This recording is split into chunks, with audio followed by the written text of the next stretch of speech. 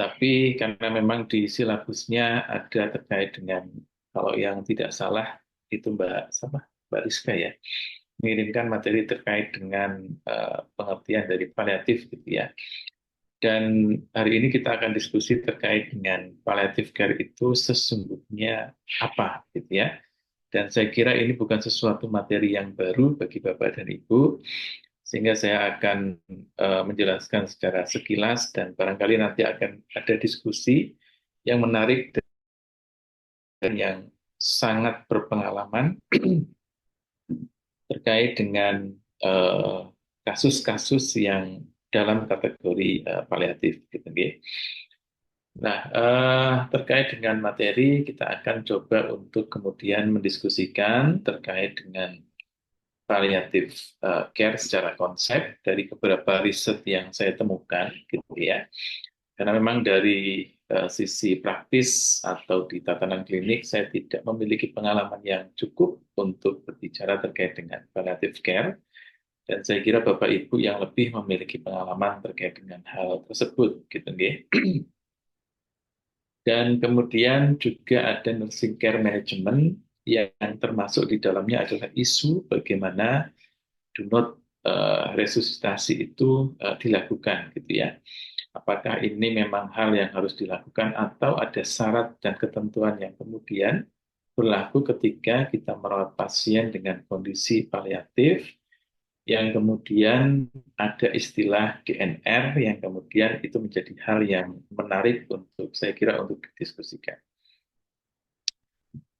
Oke, kemudian di slide selanjutnya, eh, kalau kita bicara paliatif, Bapak dan Ibu, saya kira kita memiliki perspektif persepsi yang sama terkait dengan apa itu paliatif, dan ini saya coba ambilkan dari beberapa literatur di jurnal yang menyampaikan bahwa ketika kita bicara literatur yang ada, yang eksis saat ini, dan berbicara terkait dengan paliatif, maka eh, di berbagai macam literatur dijelaskan bahwa paliatif adalah ketika kita merawat pasien dalam kondisi yang eh,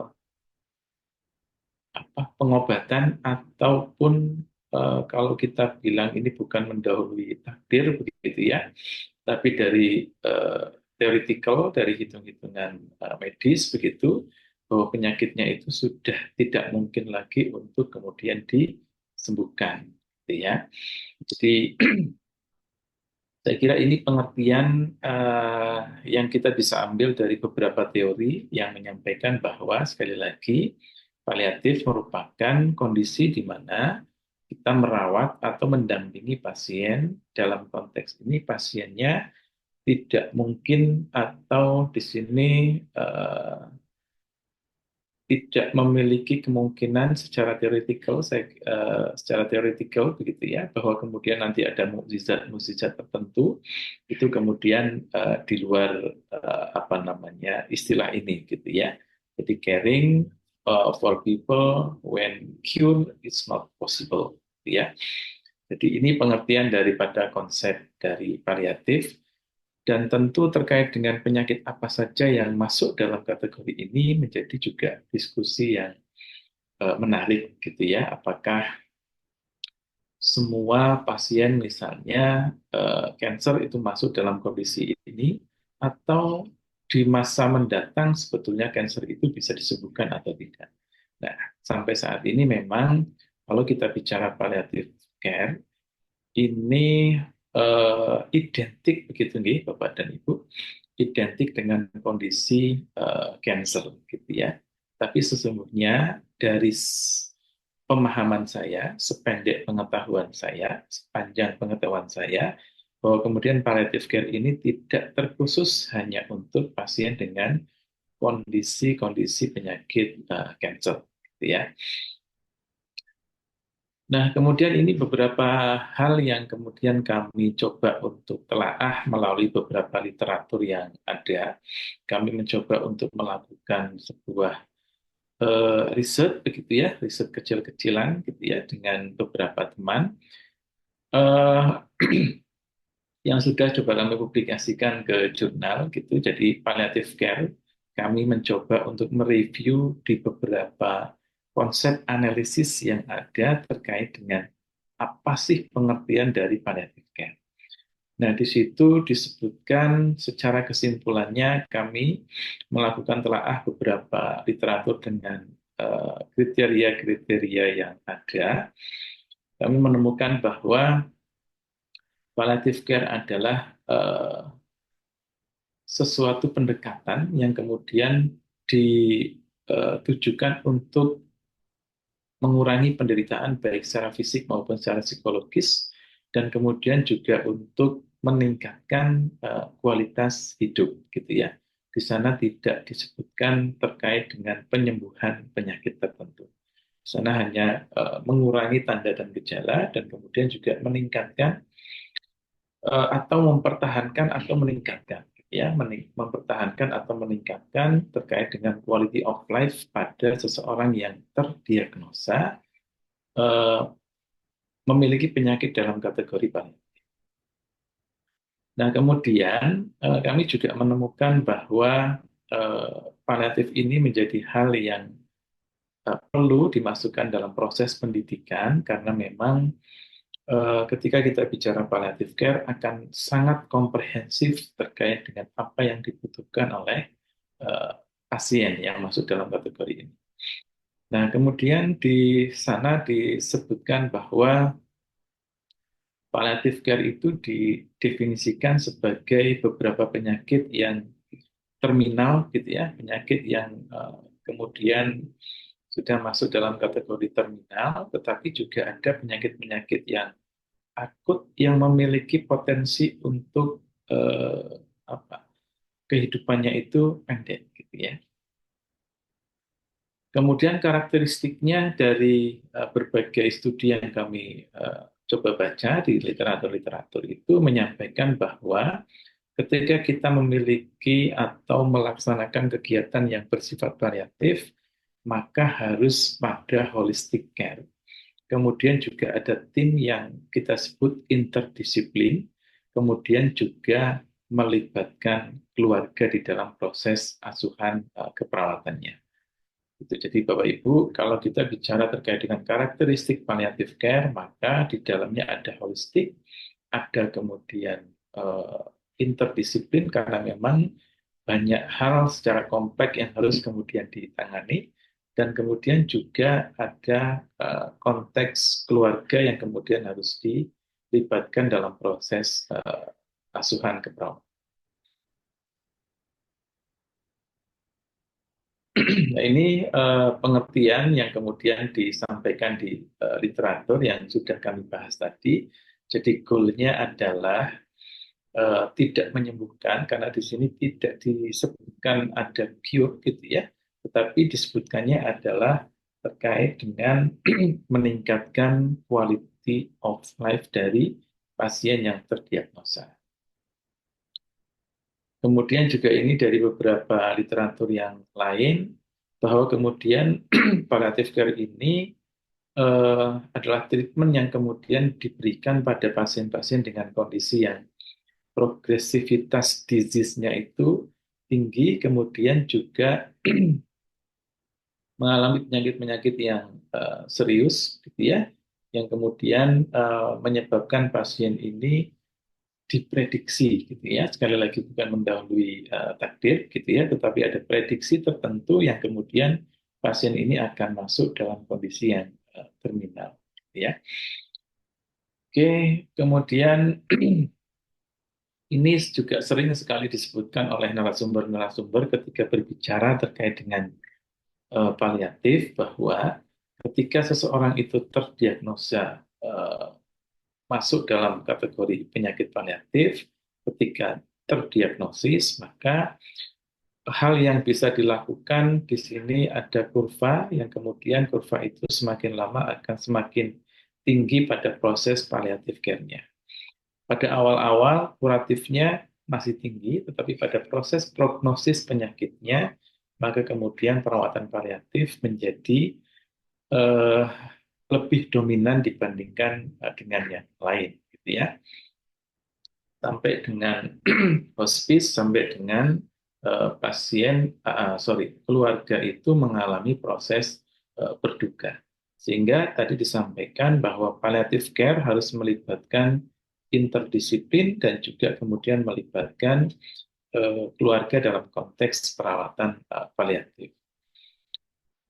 Oke, kemudian ini secara konsep saya kira ini rangkuman dari apa yang disampaikan di dalam jurnal tadi, yang menyampaikan bahwa tidak respon terhadap pendekatan pengobatan, yaitu palliative care adalah treatment ataupun pendekatan asuhan keperawatan yang disampaikan pada atau diberikan pada pasien yang tidak responsif terhadap berbagai pendekatan kuratif. Kemudian juga ada interdisiplin yang kemudian harus ada di dalamnya. Kemudian juga ada tujuan atau goalnya bukan untuk menyembuhkan, tetapi untuk meningkatkan quality of life sekali lagi. Ya. Kemudian ini beberapa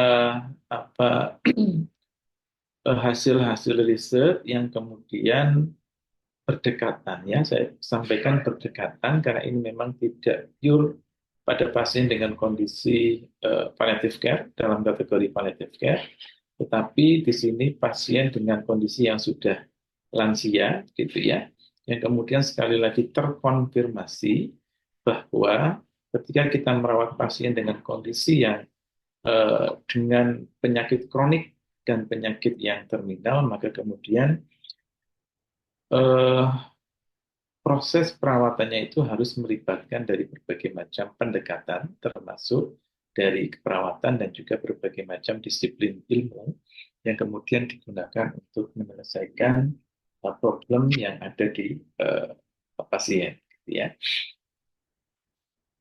Oke, kemudian juga ini beberapa salah satu juga hasil penelitian yang kami lakukan bahwa kemudian interdisiplin dan juga multidisiplin menjadi hal yang sangat baik ketika kita merawat pasien dengan kondisi-kondisi yang terminal, gitu ya. Dan ini pun sama, jadi di sini riset kami menyampaikan bahwa ketika kita merawat pasien dengan kondisi yang sudah kronik, maka kemudian quality of life menjadi tujuan utama. Kemudian dari quality of life itu ada beberapa domain, termasuk di dalamnya adalah fisik dan mental, gitu ya. Maka kemudian di dalamnya social function juga menjadi hal yang perlu diimprove. Dan pada penelitian ini disampaikan bahwa usia dan komorbid, gitu ya, atau penyakit penyerta menjadi prediktor untuk kemudian harus ditangani terkait dengan quality of life-nya meningkat atau bisa dipertahankan. Gitu. Kemudian beberapa treatment yang kemudian bisa dilakukan pada kondisi-kondisi penyakit kronis dan paliatif adalah tentunya dengan pendekatan-pendekatan theoretical keperawatan yang tentunya disesuaikan dengan kondisi dari pasien. Saya kira Bapak Ibu sudah memahami dan pernah mendengar teori-teori keperawatan, termasuk teori adaptasi Roy, kemudian teori caring, ya, dari Watson, kemudian teorinya environment dari Florence, gitu ya. Dan teori-teori tersebut tentu bisa diterapkan dalam konteks disesuaikan dengan pasien-pasien yang mengalami kondisi terminal. Nah, di slide selanjutnya, Bapak Ibu, ini terkait dengan apa yang harus dilakukan tadi. Saya kira ini hanya rangkuman bahwa kemudian tadi disampaikan bahwa ketika kita merawat pasien dengan kondisi terminal atau kondisi yang kronik, maka secara teori sekali lagi tidak kemudian goalnya adalah menyembuhkan, tetapi goalnya adalah bagaimana mengatasi tanda dan gejala yang muncul dan kemudian juga mempertahankan Dan jika bisa, maka kemudian meningkatkan quality of life dengan dinamika bahwa progresivitas penyakitnya akan semakin tinggi, yang kemudian itu menurunkan berbagai macam fungsi organ, termasuk di dalamnya adalah fungsi mental dari psikologis mental dari pasien yang bersangkutan.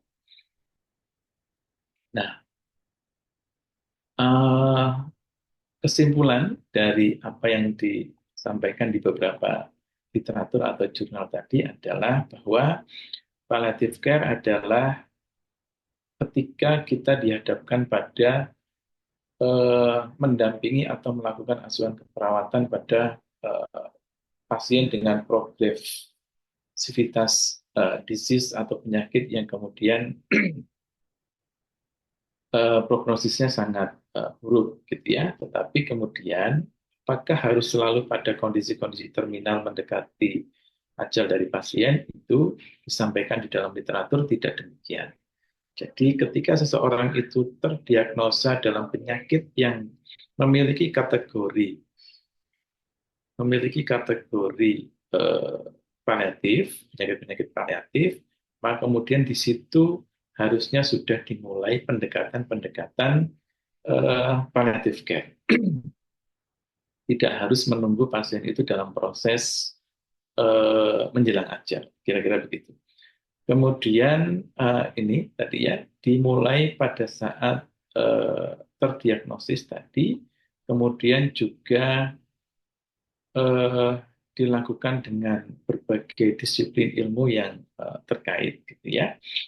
Nah, di sini dalam konteks tujuan, saya kira tadi sudah berkali-kali saya sampaikan adalah untuk mereduce atau mengurangi simptom, tanda dan gejala, kemudian meningkatkan quality of life, yang quality of life ini memiliki beberapa domain atau dimensi, termasuk dalamnya fisik dan psikologis, kemudian juga untuk meningkatkan aktivitas dari pasien. Nah, ini salah satu hal tadi karena disebutkan terkait dengan interdisiplin atau dengan berbagai macam disiplin, maka kemudian kami eh, salah satunya adalah melaksanakan kegiatan-kegiatan yang kemudian kami lakukan dengan berbagai disiplin ilmu, gitu ya, yang kemudian kami coba terapkan di beberapa lansia yang ada. Oke, kemudian ini kegiatan-kegiatan, contoh-contoh kegiatan yang saya kira Bapak Ibu sudah sangat sering melakukannya di berbagai aktivitas, apalagi di tatanan klinik, di rumah sakit, yang kemudian sudah sangat berkolaborasi dengan tenaga kesehatan yang lain, dengan berbagai kondisi pasien yang saya kira sangat kompleks, gitu ya. Dan ini beberapa implementasi yang sudah dilakukan. Nah, ini Bapak Ibu yang menarik bahwa kemudian di dalam palliative care, ketika kita menemukan pasien dalam kondisi yang gawat darurat, maka kemudian ada istilah do not resuscitate, gitu ya. Jadi tidak kemudian dilakukan pertolongan pada kondisi gawat darurat. Nah, tetapi apakah ini serta-merta harus dilakukan pada kondisi-kondisi masyarakat yang ada di kita di Indonesia, gitu ya? Karena memang konsep DNR sekali lagi berbeda antar negara, gitu ya? Berbeda antar negara dan juga antar institusi, dan juga ada kebijakan-kebijakan yang kemudian harus disepakati ya pada kondisi-kondisi tertentu. Nah, ini juga harus dikomunikasikan dengan keluarga dan pasien. Apakah keluarga dan pasien itu menghendaki adanya eh, dilakukan DNR tadi, atau ketika dalam kondisi tertentu, kondisi gawat darurat, keluarga dan pasien ingin tetap ada pertolongan yang kemudian untuk menyelamatkan, ya. Nah, kekurangan daripada DNR ini tentu pada ketidakoptimalan eh, tim dari emergensi, ya, karena tim emergensi saya kira tugas pokoknya adalah menyelamatkan ketika ada pasien dalam kondisi gawat darurat. Tapi ini sebaliknya, karena memang kondisinya sudah eh, pasien menyetujui dan juga secara polis, gitu ya, secara aturan aturan yang ada di masing-masing tempat itu sudah disetujui, maka kemudian emergency respon menjadi hal yang terikat atau tidak kemudian bisa. Kemudian ini contoh Bapak Ibu, ada artikel yang menyampaikan bahwa di Indonesia, gitu ya, kalau di artikel ini, artikel yang studinya di Indonesia oleh Satri dan eh, kawan-kawan, begitu ya, yang kemudian dipublish di Akta Medika Indonesiana. Di sana disampaikan bahwa eh, ada sekitar 36% dari sekian responden yang menyampaikan untuk DNR. Ya, jadi menyampaikan buat persetujuan ketika pasien dalam kondisi gawat dan eh, kondisi dying, gitu ya, maka kemudian tidak dilakukan pertolongan, gitu ya. Dan ini juga berkaitan dengan pemahaman, pengertian terkait dengan prognosis penyakit pada pasien dan keluarga itu sendiri. Nah, konklusi dari studi ini menyampaikan bahwa wanita, kemudian kondisi lansia, dan juga pada kondisi terminal di pasien kanker ini sering mengalami palliative care, gitu ya, atau pasien-pasien yang dalam kategori palliative care. Kemudian juga DNR ini belum menjadi hal yang kemudian umum dilakukan uh, di tempat tersebut, begitu ya, di tempat tersebut. Saya kira ini negaranya ada di Indonesia. Itu Bapak Ibu sebagai pemicu untuk diskusi. Apakah ada Bapak Ibu yang ingin berbagi pengalaman terkait dengan eh, palliative care atau kondisi-kondisi pada pasien-pasien yang mengalami penyakit terminal atau kondisi pasien yang mengalami penyakit-penyakit yang tadi secara teori di palliative care itu menyampaikan bahwa palliative care adalah perawatan yang diberikan pada pasien yang secara teori tidak bisa kemudian disembuhkan, tapi goalnya yang kemudian diharapkan adalah manajemen simptom dan kemudian juga mempertahankan dan atau meningkatkan jika bisa quality of life di tengah-tengah penurunan kondisi fisik dan mental dari pasien. Ya, jadi itu pemahaman saya terkait dengan palliative care.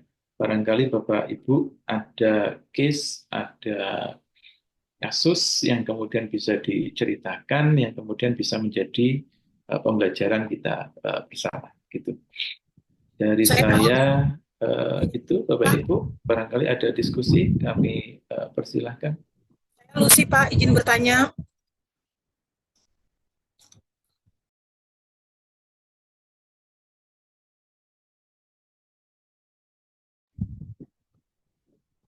Saya Lucy Pak, izin bertanya Pak.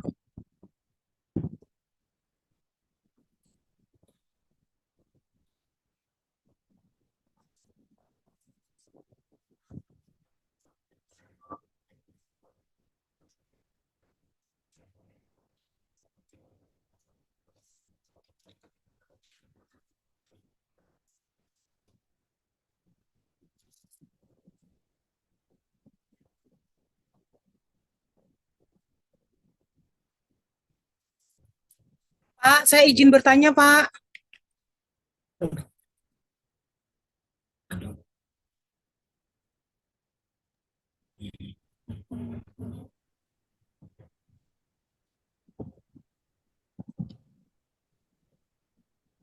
sepertinya ada kendala suara nih Pak Wanto. Suara suara.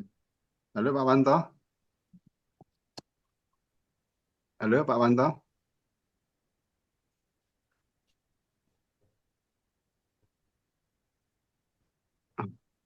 Mikrofonnya dimatiin Pak Wanto. Mungkin suara speakernya sana mungkin cek. Halo Pak Wanto.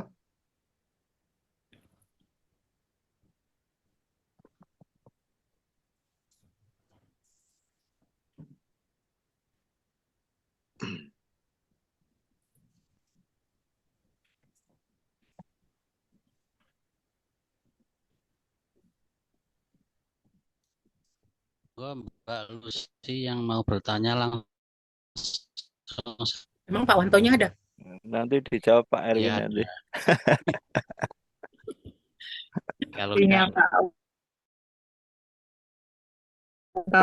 saja. Apa Pak Wanto. diketik chat mawon Oh, nggih. komen mawon mungkin nek Pak Wanto bersani kan terus di Sudah kula WA menawi ada yang mau bertanya beliaunya. Oh, nggih. Jadi monggo Bu. Sorry, ini speakernya tadi mati. Monggo, ini Bu Saloma ICU, raise hand. Sama Bu Luciana. Monggo Bu, ada cerita menarik apa yang kemudian bisa didiskusikan? Barangkali saya harus banyak belajar terkait dengan paliatif ini.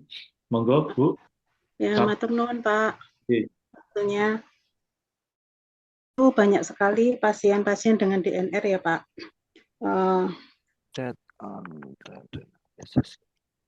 Terus DNR itu apakah perlu untuk keluarga itu informed consent Pak? Dan DNR itu kan nanti dokter ya Pak ya yang menentukan, dari beberapa dokter, dari 3 dokter kalau tidak salah, dari anestesi, saraf, dan dokter yang mengampu, DPJP-nya yang menentukan nanti untuk di DNR-kan kayak gitu. Pertanyaannya itu tadi Pak, apakah perlu informed consent dari keluarga untuk pasien itu di DNR-kan? Nggih, matur nuwun Bu. Pertanyaannya menarik ya. Jadi kalau pengalaman dari Bu Saloma sendiri pripun Bu, harus ada informed consent atau pripun? Nah, itu Pak, kan kita itu ada 2 pendapat Pak selama ini. Kita itu sudah men-DNR-kan. Kenapa harus minta informed consent gitu loh. Makanya saya kalau di teorinya itu kayak gimana. Saya sedikit tertarik dengan palliative care karena di ICU banyak banget pasien dengan palliatif. Kan itu pelajaran baru ya Pak buat kita. Gitu. Palliatif.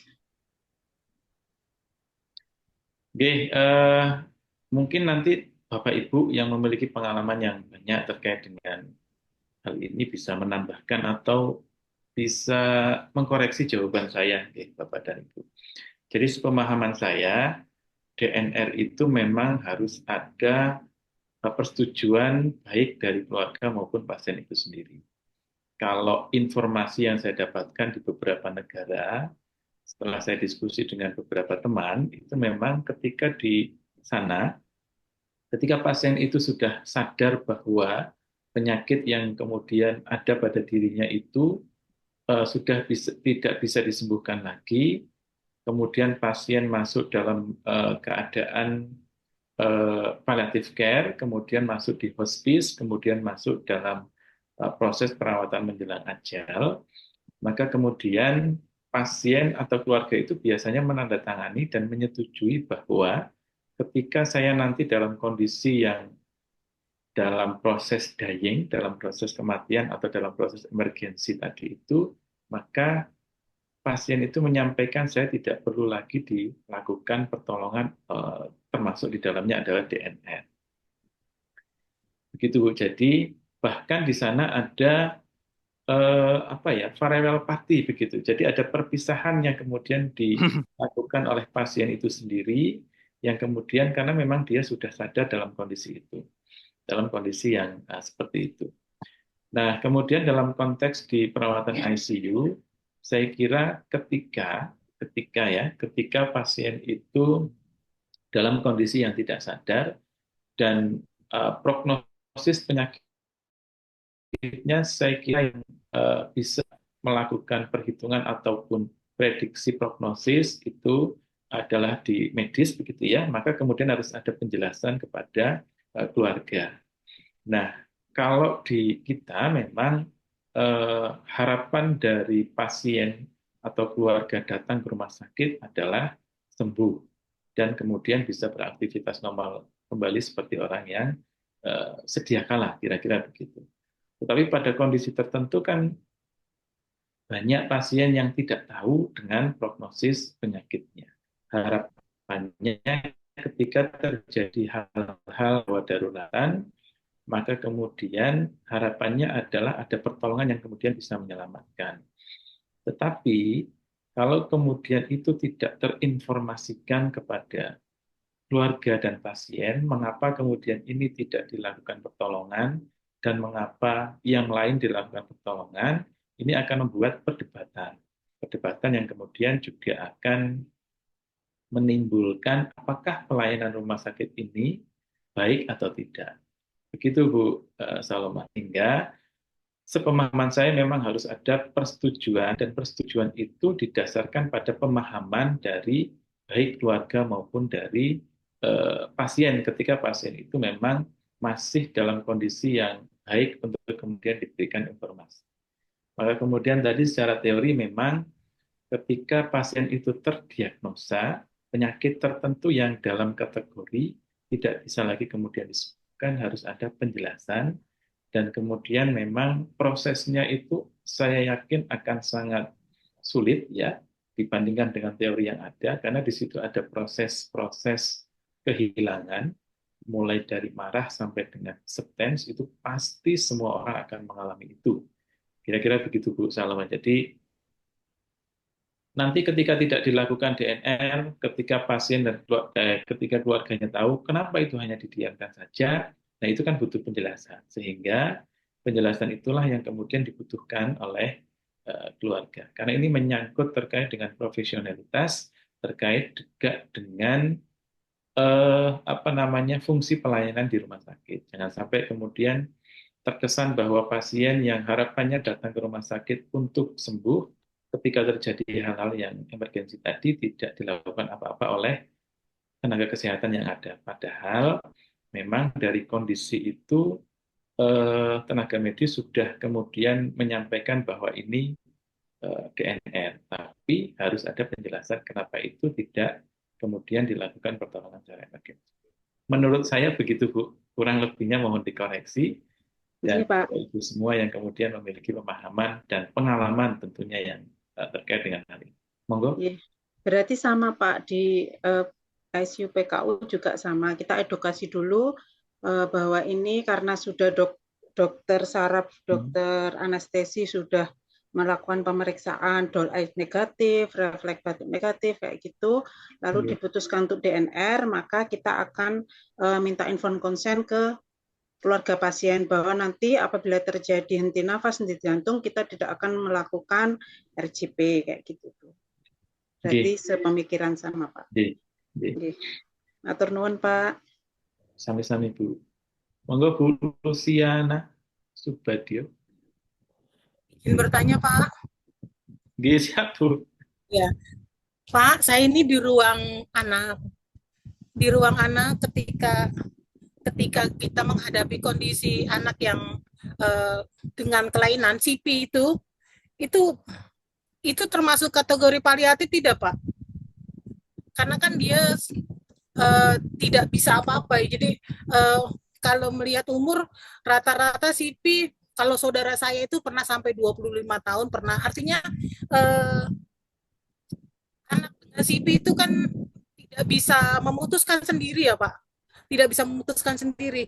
Jadi ini bagaimana dengan orang tuanya? Jadi begitu diputuskan seandainya ini masuk perawatan paliatif, berarti ketika dia dari kecil orang tua sudah dimotivasi atau bagaimana? Satu, terus yang kedua, Untuk pasien bayi, Pak, pasien bayi, Eh, pasien bayi tadi ada sedikit teori tentang pasien yang akut.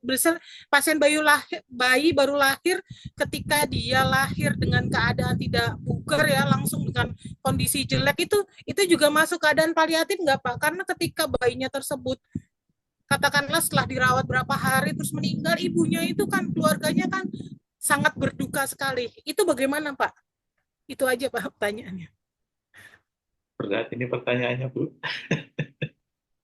Monggo Bapak Ibu ada yang mau menjawab, dibantu saya.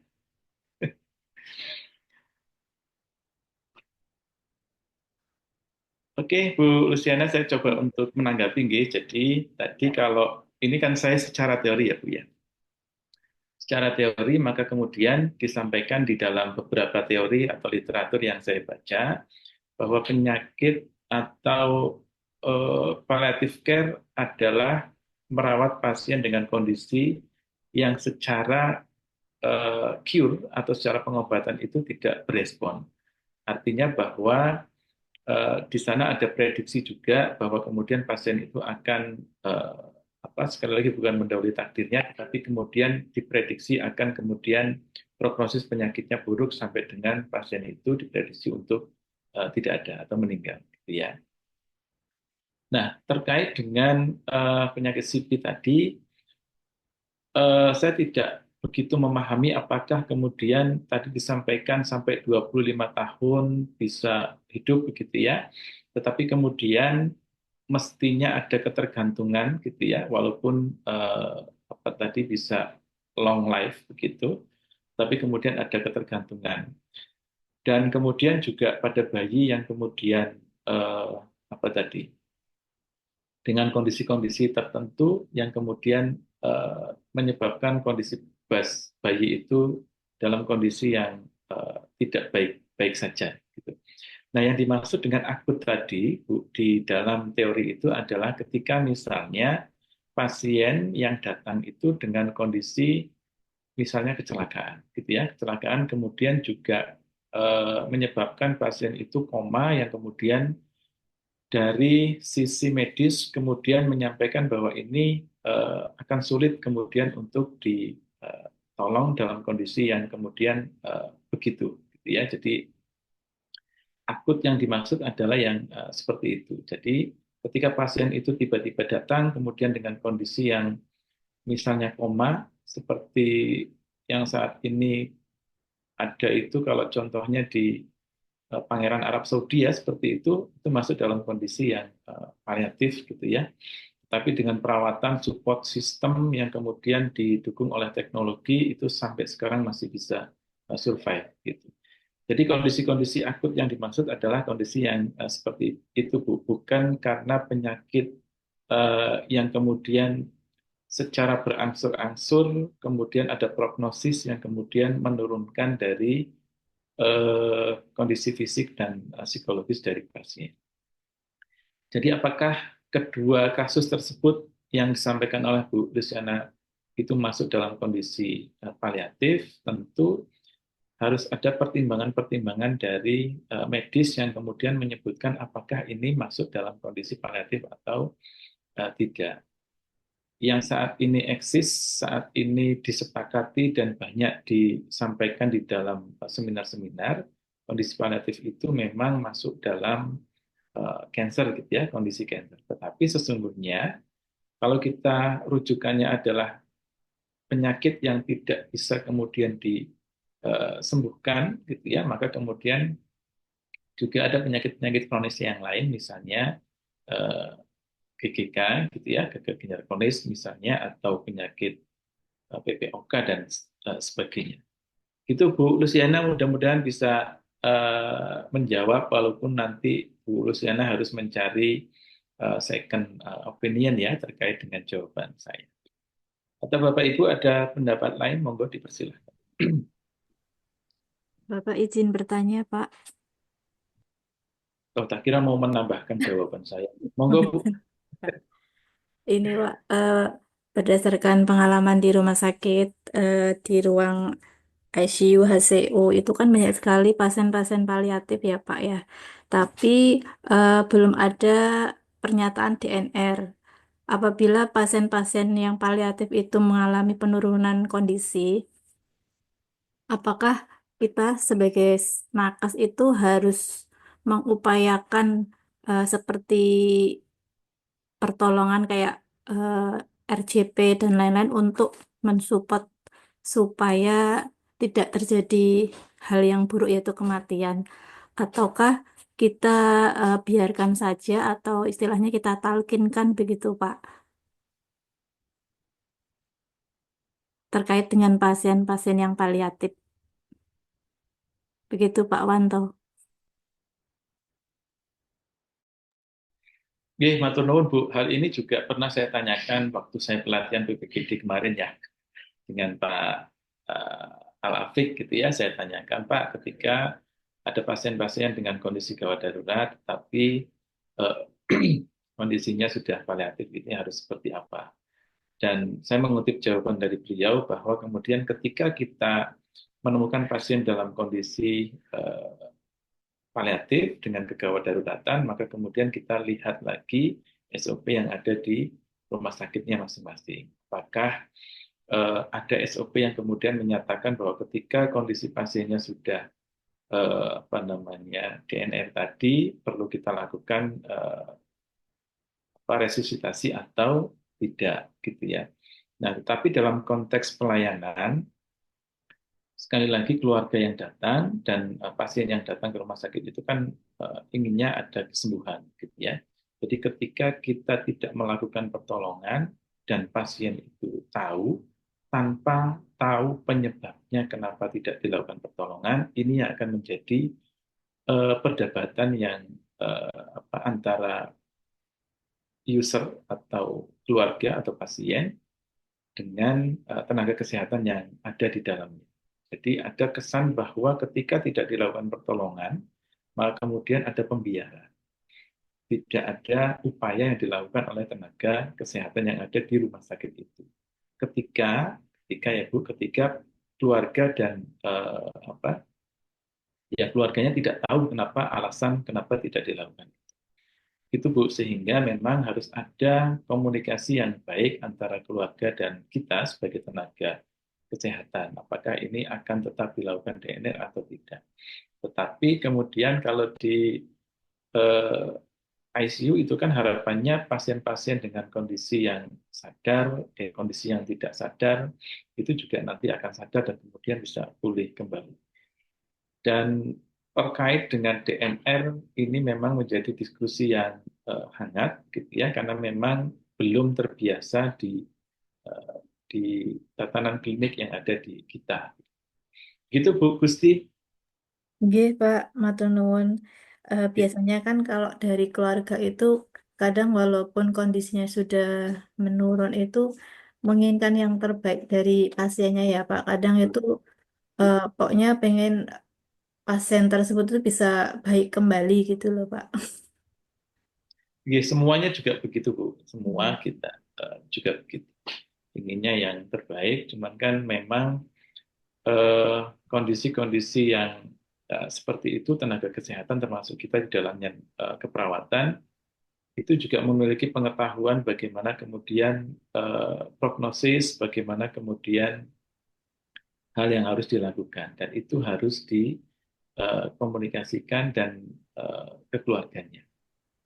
Dan ini memang berat itu ya Bu, tidak hanya bagi keluarga dan juga bagi kadang-kadang kita berposisi sebagai tenaga kesehatan, juga kadang-kadang kita berposisi sebagai keluarga.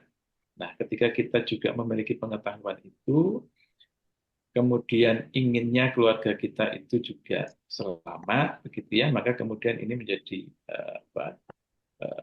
hal yang kemudian kenapa tidak dilakukan ini, kenapa tidak dilakukan itu, karena kita tahu harusnya seperti apa. Gitu Bu Gusti, mudah-mudahan ini diskusi yang juga saya kira tadi di awal saya menyampaikan ini banyak diskusi yang menarik terkait dengan kondisi paliatif dan DNR. Nggih, Pak, matur nuwun. Pak, boleh menambahkan Pak? Nggih, monggo ditambahkan Bu. Kalau sesuai pengalaman saya Pak ya, selama di ICU 20 tahun itu kalau ada pasien-pasien belum di DNR-kan, walaupun dia prognosisnya jelek, paling tidak dan keluarga belum menerima untuk proses DNR, kan ada beberapa keluarga yang tidak menerima, bahwa tetap minta yang terbaik. Itu biasanya kita itu tetap melakukan tindakan RJP, tapi tidak seperti pasien-pasien yang mempunyai harapan hidup yang tinggi. Jadi RJP satu siklus aja, di lain pihak nanti kita panggil dokter dan untuk edukasi bahwa kondisinya udah istilahnya udah prognosisnya udah jelek banget kayak gitu. Jadi tetap kita melakukan RJP tapi tidak seperti RJP untuk pasien-pasien yang mempunyai prognosis yang masih bagus gitu loh. Oke, matur nuwun Bu. Ini tambahan yang disampaikan Bu Salom. Bapak Ibu yang lain, monggo ada pendapat yang lain? Menambahkan Pak. Oke, monggo Pak. Ya, terkait dengan paliatif ya, tadi seperti yang konsep yang disampaikan oleh Pak Wanto, bahwasannya prinsip paliatif adalah mengatasi gejala, kemudian adalah meningkatkan kualitas hidup, dan itu tidak bersifat menyembuhkan. Dalam kategori medis tidak ada harapan lagi dengan kesembuhan itu. Nah, tentunya kalau dilihat dari konsep yang disampaikan oleh Pak Wanto tadi adalah otomatis tidak berbatas umur, berbatas besar. Artinya dengan perawatan paliatif, prinsipnya adalah pasien yang memiliki ketergantungan orang lain, Ya, seperti yang disampaikan tadi, pertanyaan dari Mbak Lucy tadi ya, terkait dengan anak-anak ya, anak-anak dengan kondisi yang mungkin karena mungkin tadi ada yang CP, bahkan mungkin ada yang Down syndrome seperti itu ya. Ya tentunya ini perlu ada semacam memperluas yang disebut paliatif, karena selama ini paliatif itu pada pasien-pasien yang mungkin kondisi ya yang selama ini mungkin sudah cancer ya, tapi mungkin bisa melebar ke anak-anak ya yang mungkin memiliki kelainan-kelainan yang sifat bawaan, sehingga ada yang memang memiliki ketergantungan hingga sampai dewasa.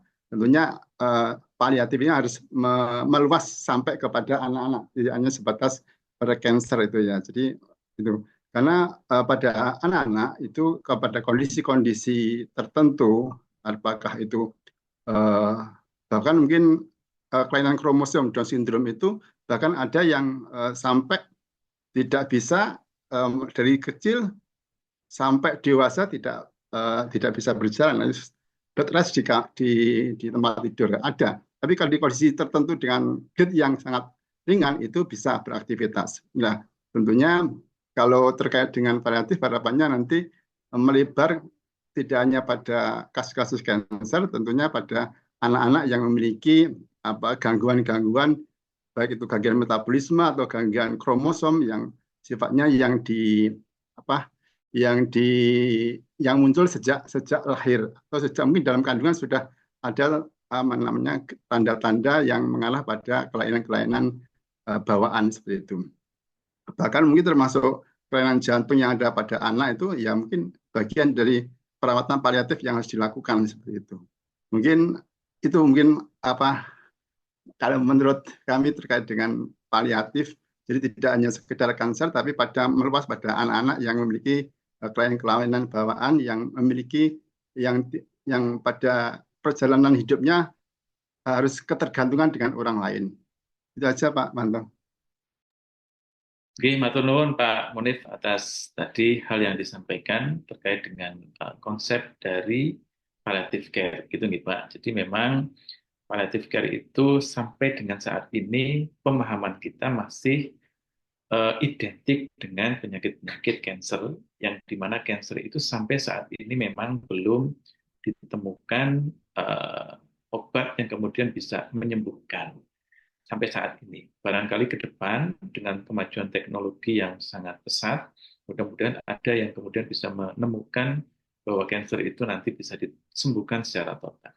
Tapi dengan sampai saat ini memang belum ada yang kemudian itu masuk dalam kategori paliatif. Dan kemudian juga paliatif tentunya tidak hanya sebatas pada penyakit kanker gitu ya, karena berbagai macam penyakit termasuk tadi yang disebutkan ada PPOK misalnya, kemudian ada penyakit jantung, kemudian ada penyakit ginjal yang kronis, kemudian juga itu sebetulnya masuk dalam kondisi palliative care gitu ya.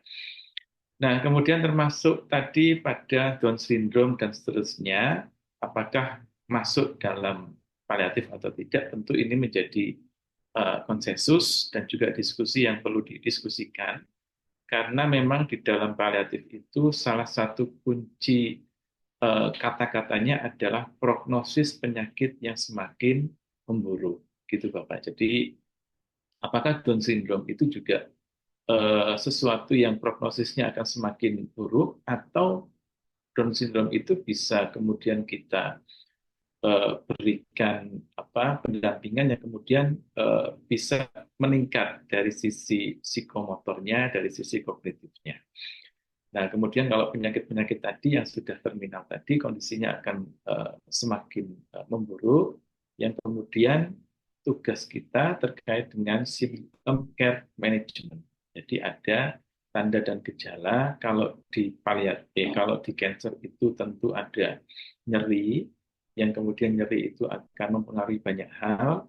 Kemudian juga ada kelelahan, ada fatigue, ada insomnia dan seterusnya yang merupakan kebutuhan dasar dari manusia, gitu ya.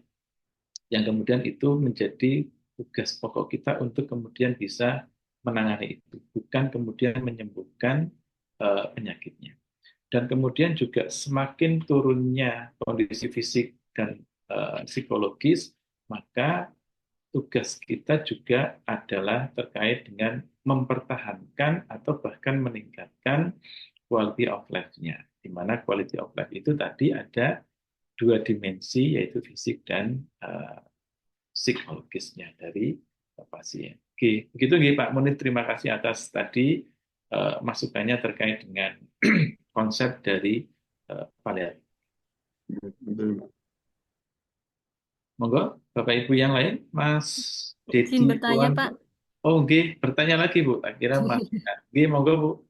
Untuk di Bangsal kan biasanya kita merawat pasien itu dengan perbaikan KU, biasanya pasiennya itu kemo, tapi terus kondisinya menurun, biasanya karena HB-nya turun atau memang anoreksia, Pak. Jadi kalau di Bangsal itu kalau datang itu memang kondisinya kalau dibilang bagus juga enggak bagus juga, kalau dibilang jelek juga enggak jelek juga, Pak. Tapi nanti kadang ada yang bisa membaik, terus bisa melanjutkan kemonya, kadang terus ada yang menurun sampai akhirnya meninggal. Nah, itu kita memberikan edukasi untuk DNR itu pas kapan ya Pak ya? Karena kan kita tidak tahu akhirnya dia itu bisa pulang atau akhirnya dia bisa meninggal itu loh Pak. Jadi kadang kan kalau kita lupa ndak ngasih inform konsen DNR, biasanya juga keluarga itu juga tetap minta untuk perawatan yang terbaik ya juga akhirnya kita DNR juga Pak.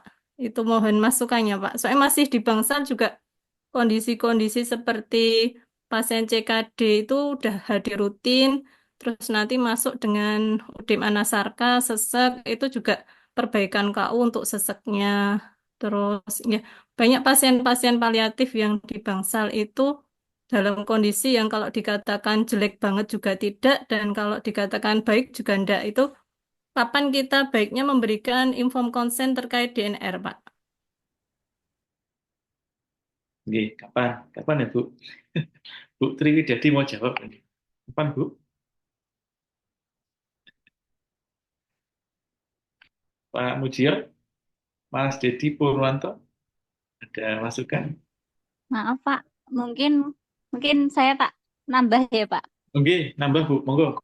Ini kalau menurut saya DNR, inform consent DNR itu ya dilakukan ketika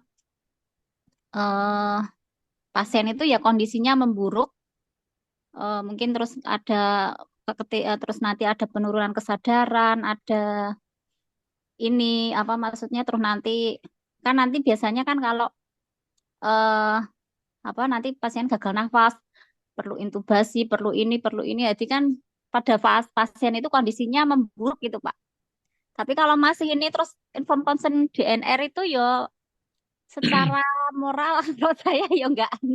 Kalau menurut saya kurang ini ya, maksudnya dari sisi keluarga ya jelas menolak lah DNR walaupun memang kondisinya sudah seperti itu, memang kasusnya seperti itu, tapi kan kondisinya kan juga kita nggak tahu ya, nyawa itu kita nggak tahu. Jadi kalau menurut saya itu ya kalau sudah memang kondisinya baunya menurun, mungkin ada penurunan kesadaran atau mungkin ada eh, gangguan ABC atau yang mana dulu gitu lah Pak.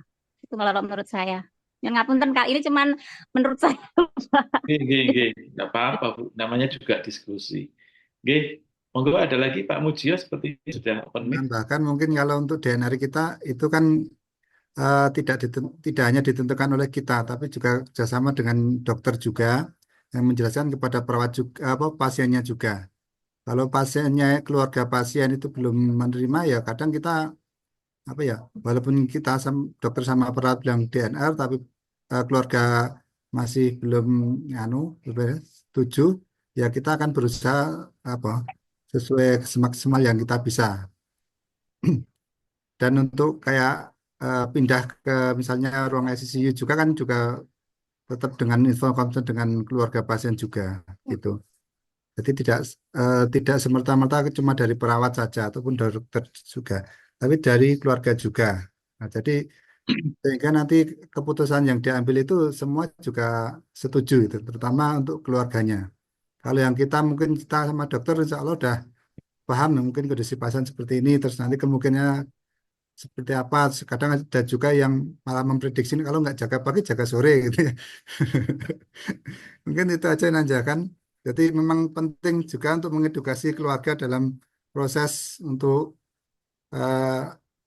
menjadikan status pasien menjadi DNR seperti ini. Mungkin itu aja, Pak. Oke, matur nuwun Pak Mujio dan Bu Artina tadi ya yang menjawab. Oke, kalau saya begini Bapak dan Ibu, jadi kita kembali lagi ke pengertian dari informed consent. Informed consent itu bukan hanya pasien atau keluarga itu tanda tangan di atas kertas putih yang kita sediakan. Tetapi ada penjelasan informasi yang informatif. Jadi ada penjelasan yang kita berikan kepada pasien dan keluarga, kemudian juga keluarga itu memiliki pemahaman, memiliki pengertian, memiliki segala sesuatu yang sudah kita informasikan, dan juga nanti keluarga itu yang kemudian memutuskan. Keluarga atau pasien gitu ya yang memutuskan. Nah, kapan informed consent itu sebaiknya diberikan? Sebaiknya ketika pasien atau keluarga itu dalam kondisi yang bisa konsentrasi full, bisa menerima informasi, kemudian sadar penuh, tidak dalam tekanan apapun. Nah, tadi kalau kondisi pasien itu dalam kondisi yang gawat darurat, kemudian kita berikan informed consent, itu tidak akan mungkin bisa menerima informasi, menerima pendidikan kesehatan, dan bisa kemudian mencerna informasi. Itu tidak akan mungkin terjadi. Sehingga ada dua hal yang berbeda Bapak Ibu, informed consent dan DNR. DNR itu dilakukan pada saat atau tidak. DNR itu kan sesuatu yang tidak dilakukan pada saat kondisi gawat darurat. Tapi informed consent itu adalah kondisi yang kemudian kita berikan informasi pada pasien atau keluarga dengan kondisi yang bisa menerima informasi, bisa mempertimbangkan, dan juga bisa mengambil sebuah keputusan. Itu ya Bapak dan Ibu. Tetapi memang pada praktiknya, pada kondisi-kondisi tertentu, memang informed consent itu harus selalu dilakukan dengan cara yang cepat. Memang sepengetahuan saya di dalam klinik gitu ya. Tetapi pada prinsipnya, informed consent itu sekali lagi tidak hanya tanda tangan di atas kertas gitu ya, tetapi ada penjelasan-penjelasan, ada latar belakang mengapa kemudian nanti dijelaskan ini harus DNR atau ini tidak DNR, sehingga pasien dan atau keluarga akan memahami, mengerti, dan seterusnya. Sehingga memang Ini di film ya Bu ya, Bapak dan Ibu ya. Ketika kemudian pasien itu sudah sadar bahwa kemudian penyakit ini tidak kemudian bisa di-cure-kan, tidak bisa disembuhkan, kemudian pada saatnya nanti pasien itu memilih untuk, kalau di dalam teori itu ada dignity, ya, bermartabat. Inginnya adalah meninggal dengan dignity dan bermartabat, dan dia bisa memilih di mana tempat dia meninggal. Apakah di rumahnya atau kemudian di rumah sakit dengan kondisi tertentu itu. Jadi ketika pasien itu sudah sadar penuh itu dalam artian bisa memikirkan, mencerna informasi, memutuskan, menimbang dan memutuskan, maka kemudian dia tanda tangan di kertas itu, maka kemudian kalau sudah ada itu, maka kemudian tidak dilakukan dilakukan DNA tadi, dilakukan DNA. Jadi ada dua hal yang berbeda, tadi informed consent dan juga DNR. Informed consent sekali lagi dilakukan atas informasi-informasi yang sudah diberikan secara penuh, pasien dan atau keluarga memahami, bisa memutuskan dengan pertimbangan-pertimbangannya. Gitu Bapak dan Ibu, saya kira mudah-mudahan bisa menjadi referensi gitu ya, dan tentunya tadi yang disampaikan oleh Pak Mujio, memang di dalam paliatif itu ada kolaborasi ya, ada multidisiplin, ada interdisiplin yang kemudian masuk di dalamnya, termasuk keluarga. Itu nggih Bapak dan Ibu, saya kira ini sudah menjelang malam. Kalau masih ada diskusi, kita 2 menit lagi dipersilahkan jika masih ada. Nanti muncul lagi isu terkait dengan eutanasia. Nah, eutanasia juga menjadi hal yang kemudian menarik untuk didiskusikan, karena di berbagai wilayah dengan kebijakannya masing-masing itu akan berbeda-beda, dan dengan keyakinan, dengan culture masing-masing itu akan berbeda. Di setiap negara akan berbeda, gitu, terkait dengan eutanasia. Jadi barangkali itu nanti diskusi yang lain dengan Bapak Ibu dosen yang lain, begitu Bapak dan Ibu. Tapi kita di Muhammadiyah tentu menolak terkait dengan itu. Itu ada yang perlu didiskusikan lagi? Kalau tidak ada, kita cukupkan untuk materi bincang-bincang pada sore hari ini. Terima kasih atas atensinya. Pak, Nggih, monggo Bu. boleh usul nggak Pak? Usul, boleh. Unisa kan ini yang Unisa kan terkenal dengan paliatifnya ya Pak ya, unggulannya. Nah, usul Pak ngadakan webinar Pak, nanti ber-SKP untuk mahasiswa Unisa gratis ya Pak. Ya, Bu, ini materi yang saya sampaikan ini sebetulnya adalah PPT yang saya buat untuk seminar nasional di tanggal berapa ini, kalau tidak salah. Ini sudah saya sampaikan sekarang ini, hari Sabtu tanggal 16. Nah, kalau Bapak Ibu ingin ikut, monggo dipersilahkan. Nanti ada beberapa pembicara yang hadir di situ, termasuk saya yang buat PPT ini. Tapi PPT-nya sudah saya sampaikan ke Bapak Ibu ini. 16 November Pak. Di 16 November. 16 November. Iya Pak. Gratis Pak. Untuk kelas ini saya nanti sampaikan gratis gitu. Karena itu juga pelataran kesehatan, pelataran sehat. Iya Pak, matur nuwun Pak. Ya, siap. Tapi nanti materinya sama ya Bu. Ini kan materi PPT ini saya buat untuk itu sebetulnya. Tapi saya sampaikan di sini. Iya, nggak apa-apa Pak. Ya, siap. Dapat SKP yang penting. Siap. Baik. Oke, cukup Bapak dan Ibu. Cukup, baik. Terima kasih sekali lagi atas atensinya. Kita tutup dengan hamdalah bersama-sama. Alhamdulillahirabbil alamin.